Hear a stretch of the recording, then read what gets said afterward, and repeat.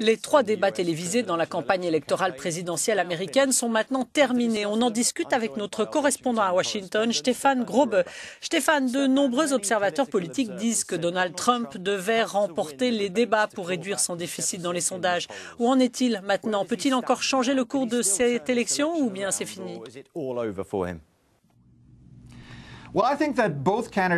Je pense que les 2 candidats ont livré leur meilleure performance dans un débat depuis le début de la campagne. Le problème pour Trump, c'est que ça ne suffit pas. Il doit séduire les femmes blanches éduquées, un groupe qui a basculé de façon spectaculaire en faveur de Clinton ces 2 derniers mois, essentiellement en raison de ses commentaires sur les femmes. Basically because of Trump's comments he made about women in general and particular women. Quand il a désigné Hillary Clinton, une femme méchante, la nuit dernière, eh bien ça ne plaît pas à la maire de Philadelphie et à la grand-mère d'Indianapolis. Alors, est-ce fini pour lui? Probablement oui. Yes, because he was only feeding red meat to his core base. Selon les médias américains, Trump est effectivement en train de commettre un suicide politique en refusant de dire s'il va accepter le résultat des élections.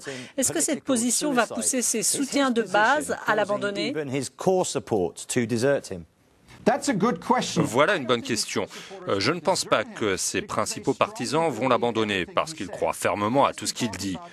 Il parle d'un système politique truqué depuis le premier jour et pousse même ses disciples à commettre des actes de violence. Regardez ses principaux partisans. Ce sont des hommes blancs peu éduqués qui se sentent abandonnés par l'élite.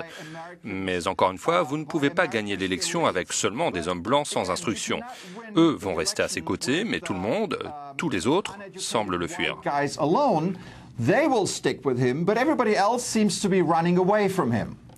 Les débats passés, sur quoi les candidats vont-ils se concentrer lors des 3 dernières semaines de campagne?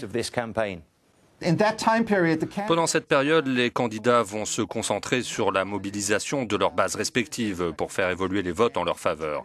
C'est là que l'efficacité sur le terrain de l'équipe de Clinton, qui est supérieure, entre en jeu. Prenez par exemple la Floride. Hillary Clinton a 10 fois plus de bureaux dans cet État que Donald Trump et ses membres sont en contact constant avec la population locale.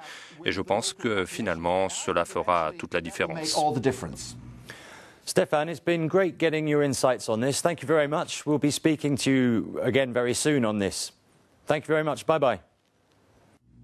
Always a pleasure, Mark. Thank you.